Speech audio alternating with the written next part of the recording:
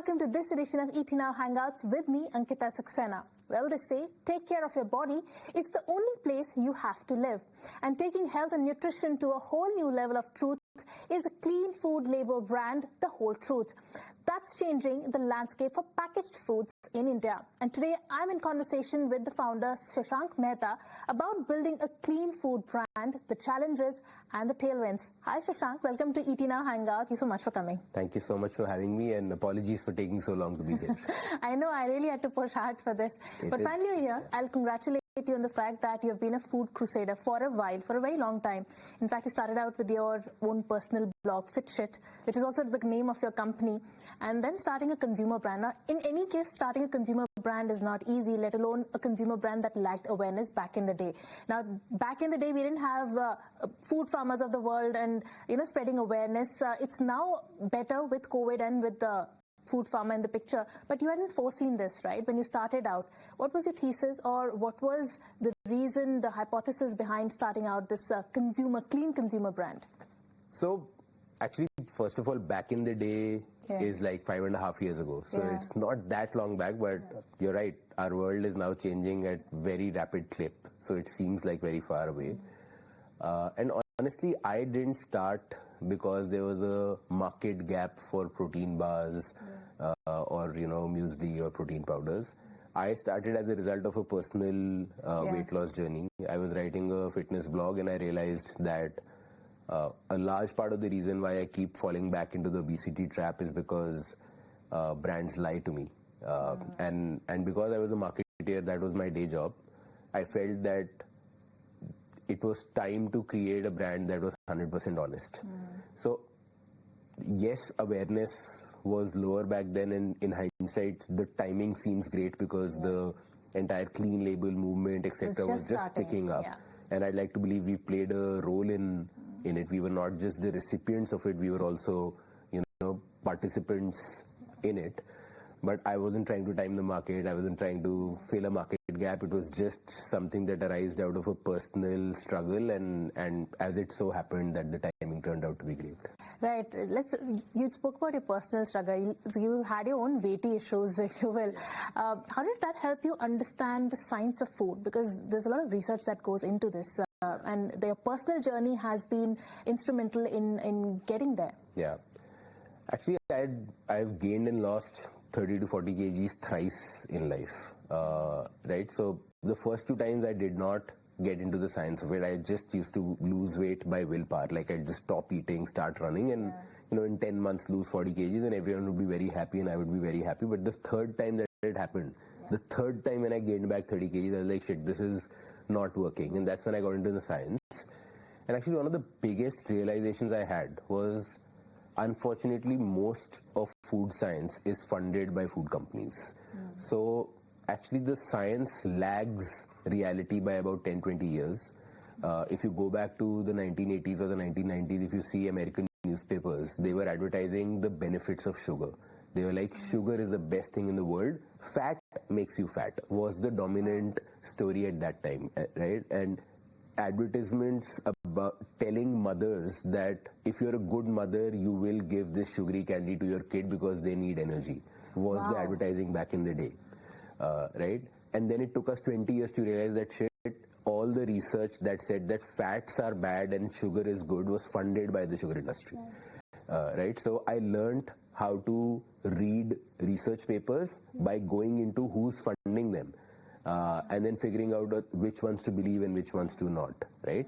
And because I was doing it as a consumer, not as a scientist, not as someone who was coming from the field, I could also relate it back to, so what should I change tomorrow?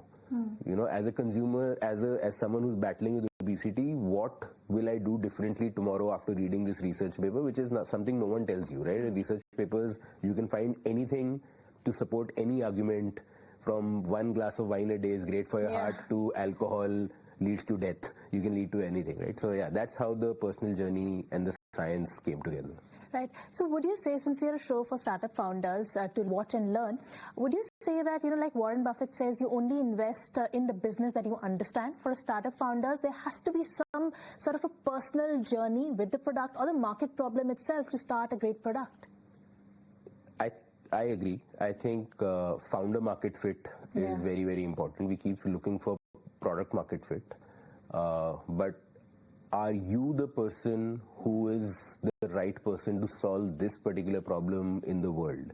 And in that, I would also like to make the difference between, missionary versus mercenary founders. That, the market gap founder is the mercenary founder. You figured out that, no one is making this one,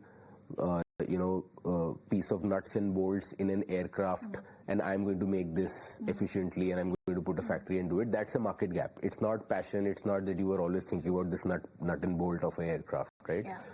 And then there are missionary founders who are like, there is something wrong in the world, and I want to build something that leaves the world a better place than I found it, and I want to change this about the world. If you're the second kind, then you must have founder market fit. You must have, starting up is so tough. The journey is so difficult. Yeah. That the only thing that will get you through is a deep investment in solving that problem. Yeah, true. You also spoke about your marketing journey. You were with HUL. You were with the personal care category. Yes. You were in the marketing, and of course you had a stint with Rebel Foods as well. But did that help you understand the marketing bit of it?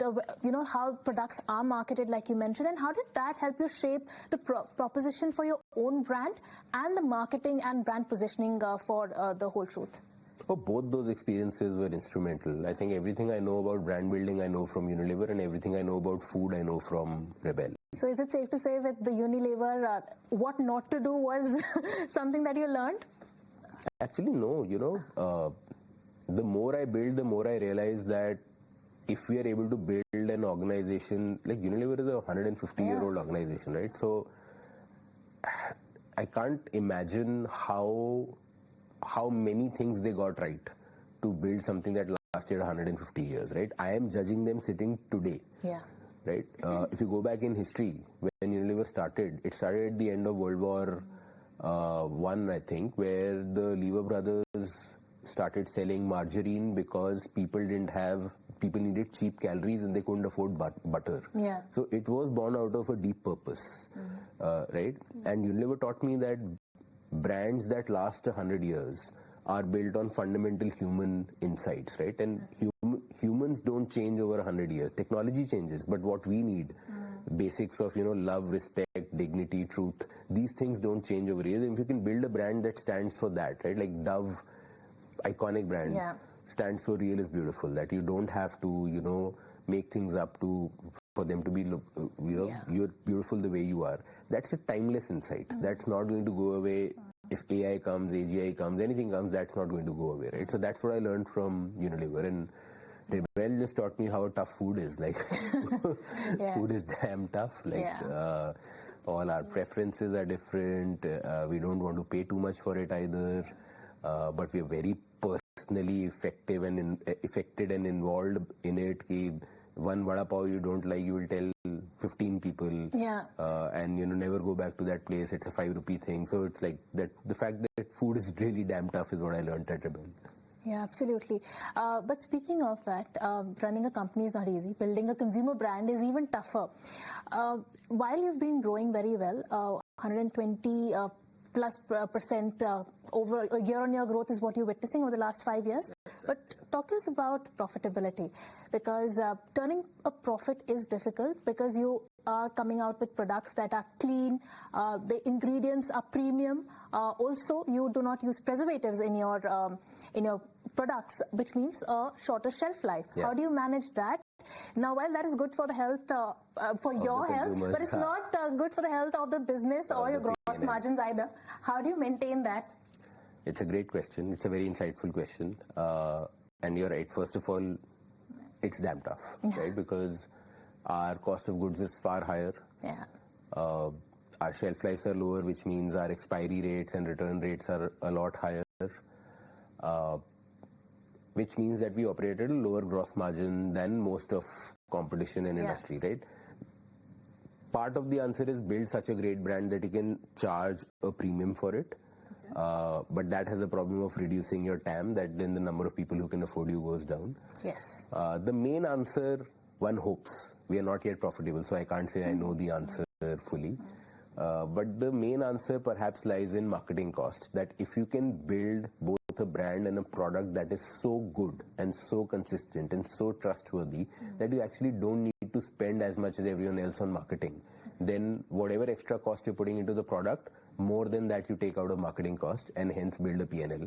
That hopefully is the answer, because if you're selling an average product, you need to spend a lot more on marketing. So you're banking a lot on repeat customers. Yes, absolutely. Word of mouth and repeat customers. I'm banking on getting new customers through word of mouth, and I'm banking on my customers who once try this product, never leaving it. So do you have customer feedback loops? How do you create that? How do you get that customer feedback?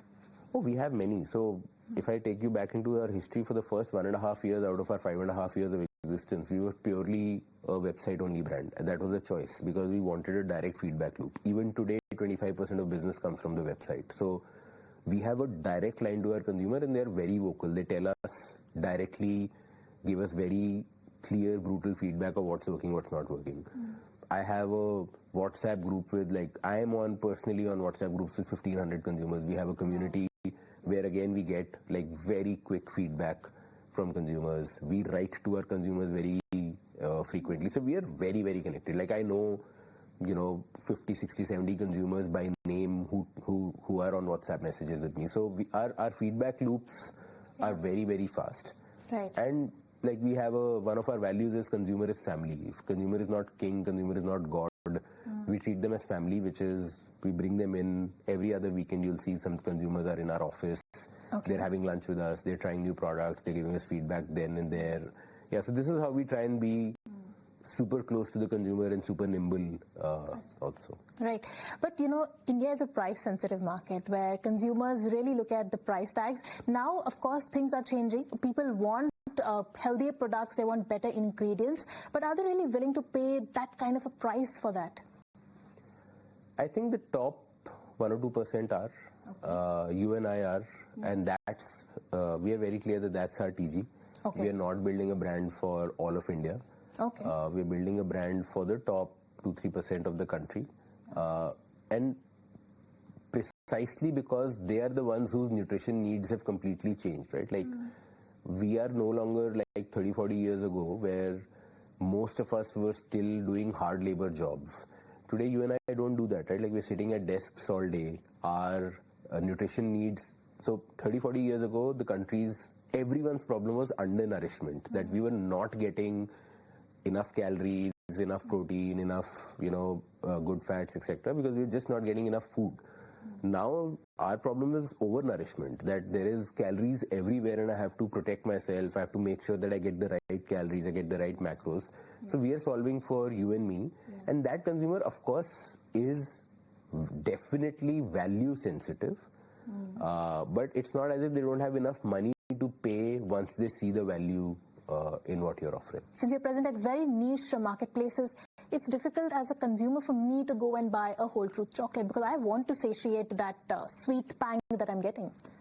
So first of all, because we are a multi-category brand, we actually operate across impulse to functional categories, right? So our largest category is now protein powders, which is very functional. You plan it, you buy it, it's a 1 kg pack.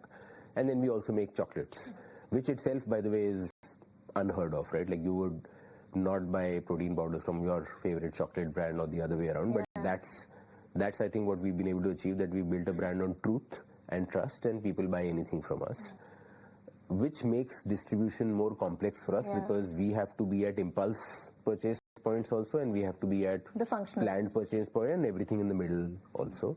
Thankfully, at least from a distribution lens, quick commerce has been a big boon for us. And for all food brands, that they've helped us bridge this gap of, how do you go from just selling on your website and Amazon to now you have to go and sell in 1 lakh stores, which is really difficult. Scaling offline is really difficult. And as you rightly said, we are doing it slowly because in offline we've learned that you want to follow demand, not be ahead of it. So you want retailers to be asking for your product and then you put it, because our shelf lives are really low on that shelf. You have no way of tracking what's getting expired, etc. So it can become a really tough business to manage if you're putting stock which is far more than the demand that you're getting. So we are actually not being slow or fast, we're just following demand. We are saying, if if a shopkeeper wants, our salesperson will keep visiting, but we will wait for you to ask whether you are getting demand from your consumers, and then we'll put it there. Okay, so two things actually from this point that you just mentioned. A, that you only produce to the demand. Yeah. How do you get a sense of the demand? Is there have you created some sort of a loop where you get information from the seller? What is the demand, and is that also an incurred cost? It's a big cost, and again, because we have far lower shelf lives than our competition, we have to be far more precise with our demand planning than anyone else, right? Which means that we have a very strong, scientifically backed demand planning team in-house. Yeah. And now that we are, we are now 5-6 years old, so we have decent depth of data also. We run a lot of proprietary models on our past data to predict future demand, because honestly, even sellers don't know very well, because they're selling thousands of things. So they actually don't have a great idea of how much my brand will sell on their platform. True. That job sits with me, and that means we are just setting up this demand planning, very, very scientific model, which keeps improving over time as we realize what all variables affect demand. Monsoon mein kya hota hai, Ganpati aata hai to kya hota hai, barishon mein, garmiyon mein kya hota hai, because each category is very different. Like chocolate is entering its peak season right now, but when chocolate peaks, functional categories dip. True. Because people are now in an indulgent mood, right? Yeah. So our demand planning is really complex, and hence we have to build that muscle. Absolutely. And the second part of the question is the preservatives part. You're not using preservatives, and therefore you have a lesser shelf life. How do you manage that? What do you use for your products to be perhaps have a longer shelf life, or it's easily perishable? And how do you maintain that then? Actually, there are only two things. If you're not going to use any chemical or preservatives, you can only do two things. Okay. One is you start with ingredients which inherently have high shelf life. So cashews, almonds, dates, these dry fruits. Okay. They have high shelf life in general, right? Yeah. So that's a constraint, that you can only work with certain ingredients. You can't work with all ingredients, but you have to choose that. Otherwise, your shelf life will not be high. And the second one is just have exceptionally high manufacturing standards, because if your manufacturing facility is the microbial load is really low, humidity is very well controlled, temperature is very well controlled, and it's done day in and day out at very high levels, you ensure that the starting point of the product is at such a high level that it will last longer. These are the only two things that you can do, and we do that. Like, we invest really, really disproportionately in both these things. Absolutely. Also, Shashank, talk to us about the competition. Now, post-COVID, there has been this industry is burgeoning now. I mean, I'm sure the FMCGs left a big gap in the clean eating space, but nowadays, especially as far as the T2C brands are concerned, online you see so many brands that have come up, organic, clean eating brands. How do you break through the clutter, or what sets you apart? What are your moats? Actually, our moat is just trust, right? And as I said, we didn't start because we saw some market gap. We started out of a clear mission that we felt that trust in food is broken, and there needs to be a brand which is so honest that it will rebuild people's trust in food, right?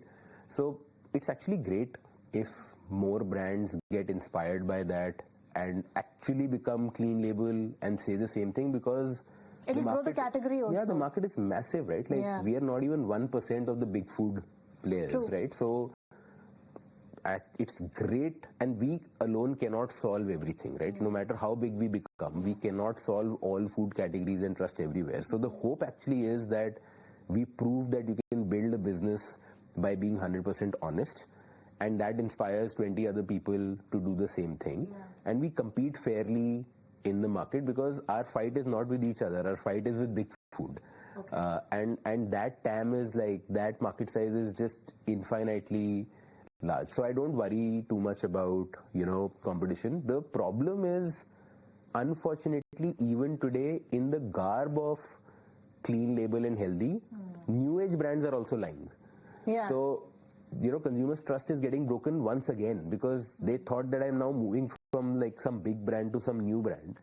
And udhar bhi, if you find out that 5 out of 10 are doing the same trick, then your trust gets broken. But do you think the proof of that is in the pricing? But because someone who's using premium pricing would obviously be using better ingredients, not using preservatives, than a brand that claims to be clean and organic, but has a lesser price point. That's an obvious giveaway that perhaps it's lying. It's something to double check on, right? Because part of efficiencies do come from scale. So, you know, at large scale, you can procure better than me. So it's not as if you have to price the same as me.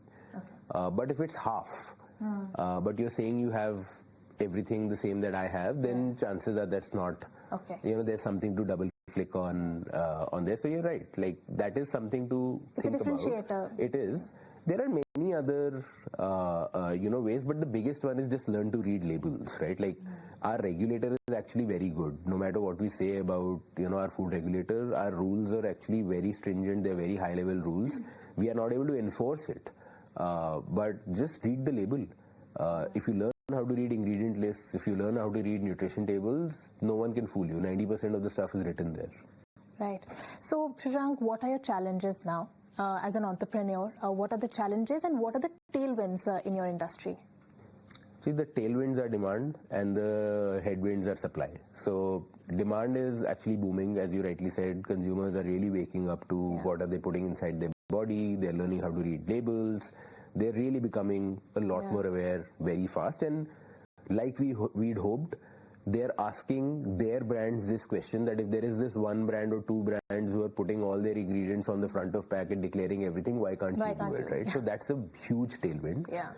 Supply and maintaining quality as you scale, ensuring that you always live up to that promise.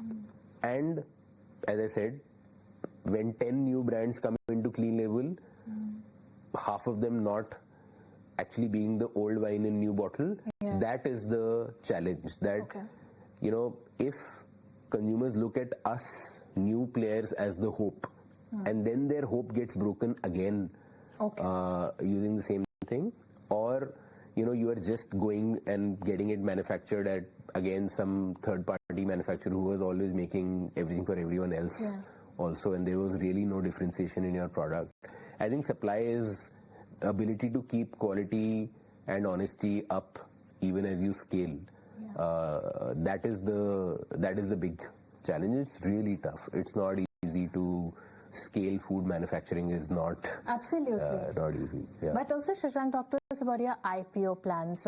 Is IPO on the anvil for the next say 4 to 5 years? Are you looking at that? For sure. So I am very clear that we are building this for life, and hence IPO has to be one of the milestones in the middle if we want to build a company which is both large and enduring. IPO is definitely on the cards, and as you rightly said, I think it's in the next 4 to 5 years that will be on the anvil. Not that we are already like working backwards from it, but we're definitely solidly on that path. Right. But Shashank, before we let you go, we want your closing comments for all the young startup founders on what would be your advice. Because, I mean, if you are in a very challenging business, a consumer company, a food consumer company, what would be your advice to young startup founders who is perhaps starting out in any category? I think starting up is tough in general. Like my friends who are in textile feel that is the toughest, who are in personal care feel that is the toughest. So starting up in general is very, very tough. And hence I just push founders to know their why. Why are you doing this? Should be very, very clear to you, because there will come days and weeks and months where you will really question why the hell am I putting myself through all of this, and you only if you have a very deep. How many times have you had that thought? I think it comes and goes. It's many phases, and it comes in different ways, right? It also comes, by the way, at when you've done decently well. There are options to stop, to walk away from it, to exit, right? Why do you continue? Why do you just cash out? You can do that, right? And I don't judge people who do, because it is a very tough journey. So your why keeps getting tested again and again, and the deeper the why is, the longer you will remain in the fight, and the longer you're in the fight, the higher your chances of winning are. So yeah, that's my... So what's your vision for the next, say, 4 to 5 years? You have an IPO planned. But what is your vision for the company? You're saying you're here for the long haul. Yeah. It's a marriage that it's very, which is why I said that IPO is just a milestone. That's not the journey. The journey is very clear. We believe, see, our mission is we're trying to rebuild the world's trust in its food. Okay. We believe that trust has been broken by big food because they've been telling us half-truths for ages. You know, they say no added sugar, but it's not no added sugar. They say high protein, but it's not high protein, all of that stuff, right? Whichever food category we believe this trust is broken in, we want to enter that food category with the whole truth promise and 100% honesty, right? That list itself is infinite, right? And we've just started scratching the surface. We're in 4 or 5 categories right now. I see 50, there are 50 categories where, you know, we can enter. And who said that we have to do this only in India? This is a worldwide problem. This is not just an India problem. Do you plan to expand globally? Absolutely, but not anytime soon, because India has so much to do right now that we are focused here. But let's say 4, 5, 7 years down the line, you've consumed the product, you've seen the packaging. Like, is there any reason why this should be a India-only brand? I think the times are gone where we have to be subservient to just American brands and be like, wahi yahan pe aa sakte hain. So the playfield is infinite, both in terms of width of what all categories we can enter and geographies that we can go to. So my vision, like, I know for the next 20 years what all needs to be done, and somewhere along the way an IPO will happen, somewhere along the way some X thousand crores of top line will happen. All of that are just, you know, milestone markers. All right, Shashank, thank you so much for having such an insightful conversation. It's a pleasure to have you in the studio. Thank you so much for having me and for asking great questions. Thank you.